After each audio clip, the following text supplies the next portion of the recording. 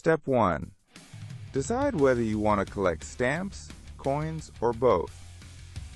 Consider your interests and budget for this decision. Step 2. Choose a specific theme or area of focus within stamps or coins, e.g., U.S. stamps, ancient Roman coins. This narrows your search. Step 3. Gather basic supplies.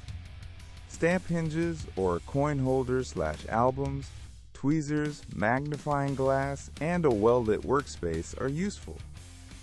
Step 4. Start small by searching through your own pocket change or old mail to find initial stamps and coins to kickstart your collection.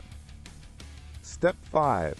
Visit local coin shops, stamp dealers, and flea markets to find interesting pieces and get advice from experienced collectors. Step 6. Join a local stamp or coin collecting club to connect with other enthusiasts and learn more about the hobby. Step 7. Learn how to properly handle and store your stamps and coins to prevent damage and maintain their value over time. Step 8.